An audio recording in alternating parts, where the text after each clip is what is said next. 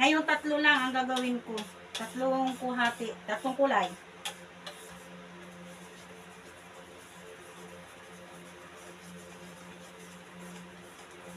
Sa mga baguhan dyan na naghahanap ng pagkakitaan, konti lang yung puhunan nyo kasi mamunan kayo, magkano lang itong mixer, ano. Bili kayo ng ganito kalaking salaan. Kung mapanood nyo, mayroon ako dyang ginawang mga suman, kaya lang mahaba kasi. Gagawa ako ulit guys ng suman na Bisaya, iiksian ko na lang. Pag-aralan ko paano maiiksi sa ano. Mahaba kasing proseso yun yung paggawa ng suman. Pero talagang blockbuster sa akin yan. Yung suman ko, 5 bansa na narating. Hindi kasi madaling mapanis guys. Yung pagkaluto nito, nasa inyo kung anong gusto nyong i-toppings.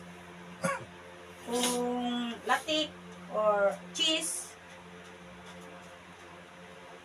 Or mag-ano kayo ng ano, yung sapal ng nyog. Ako, latik na lang. Mamaya papakita ko rin sa inyo paano gumawa ng latik. Takpan muna natin to, rest natin ng 10 minutes.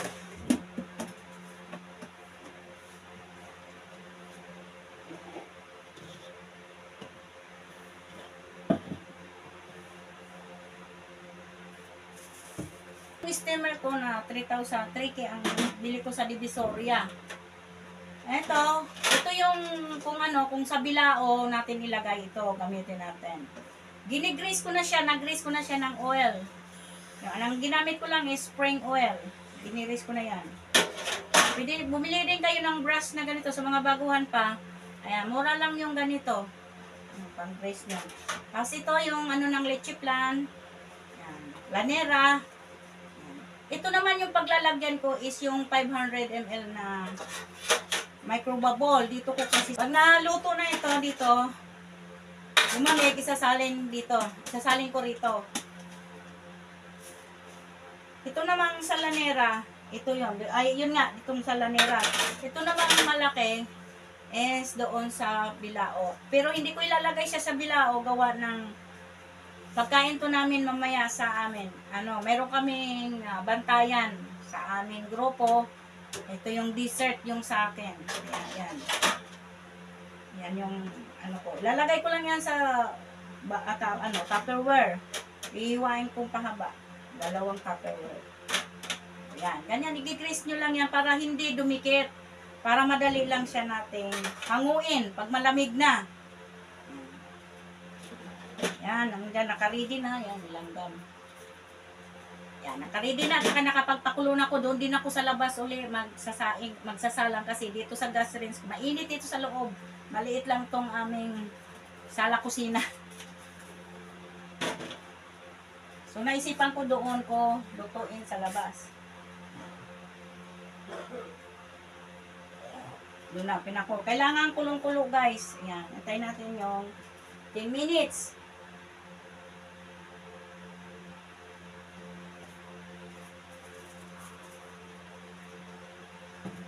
I-ready ko na yung salinan. Hahatiin natin yan sa tatlong hati.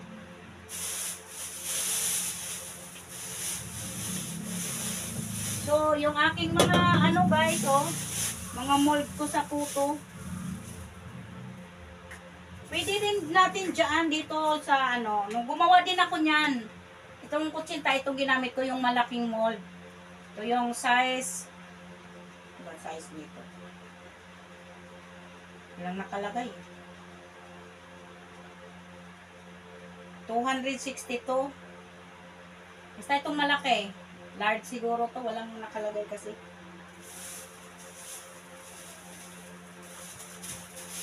May design siya guys. Meron ako dito.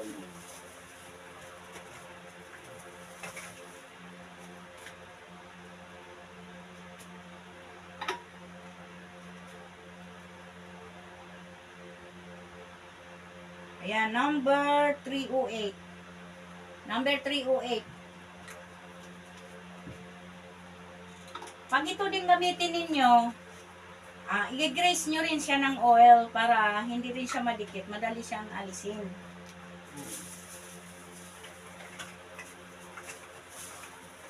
Kahit anong oil. Yung mga gamit ko binalot ko kasi para hindi gapangan ng ipit. Ako imitikalusa masyado akong ano sa mga pagluluto. Kaya, ay naku, nabasag na yung takip ng aking tupperware pala. Tagal na nito. Sikat man. Isang set ito, yung measuring cup. Mabibili yan. Magtutunaw na pala ako ng mga ano guys. Para ito yung strawberry. Ito yung makulay ng red. Ayahin natin pala pagsala. Pag sinalang na natin, nasa inyo kung anong kulay. Sa akin, igigitna ko yung wala akong pwede kayong apat na kulay pala, may white, pero 3 kulay itong gagawin ko para yellow, strawberry, tsaka ube. So, ito. Yun na, 10 minutes na guys. Basag pala ito na yun. Hatiin natin siya sa 3. 1, 2.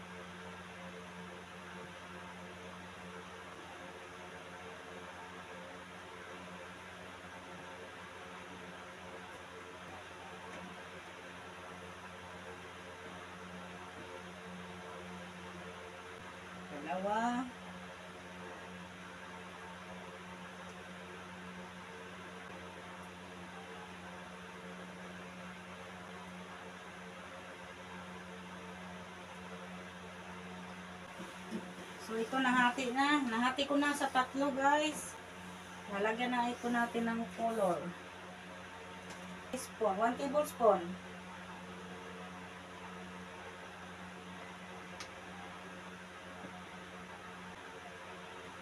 So, hindi na siya ganong nakakakulay.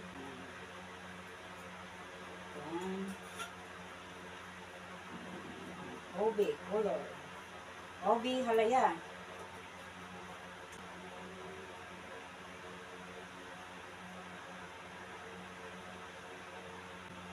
Ito yung ating ni-replace sa langka. Wala na akong mabiling langka flavor. So, itong banana flavor.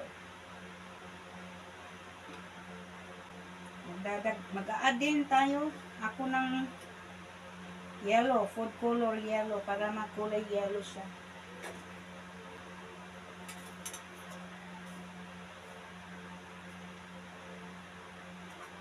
Kulay yellow na siya. Sa strawberry flavor.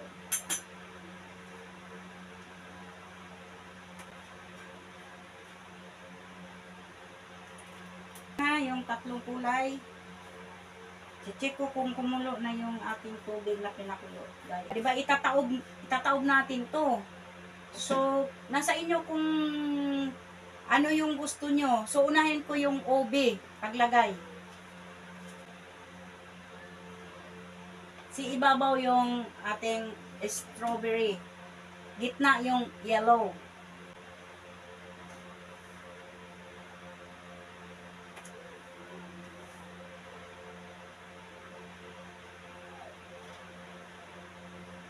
Ayan, kumulo na. Yan. Sasalang ko na ito. Yan na lang kayo. Yan. Kumulo na. Susunod natin yung yellow. Lalagay na natin tong second layer. Another 10 minutes yun guys.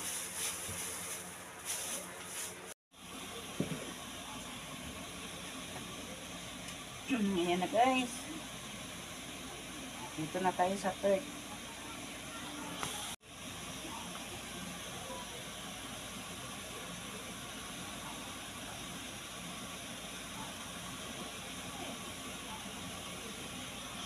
Ayan ang ating finished product. Sapin. Palalamigin mo na siya para mamaya, madali isalin sa ating lalagyan. Ayan na guys. Ang ating finished product. Mamaya ililipat natin sa lalagyan. Para makita nyo yung mga kulay. 3 colors. Ating kapin-sapin.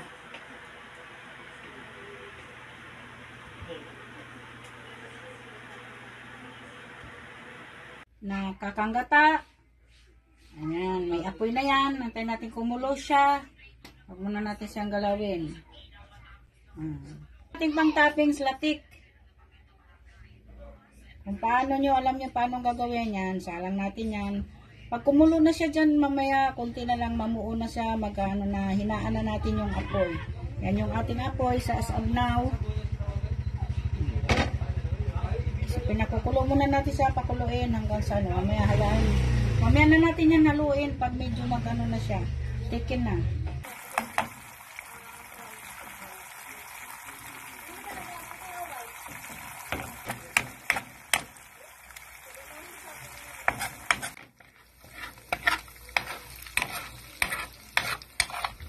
Ayan na siya guys.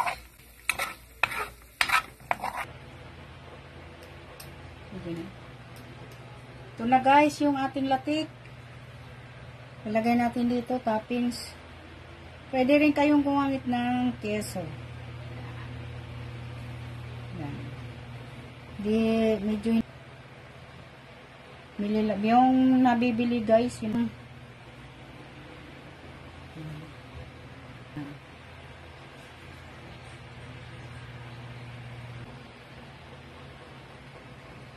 naging manipis kasi kan nasa inyo pagkapalan nyo yan.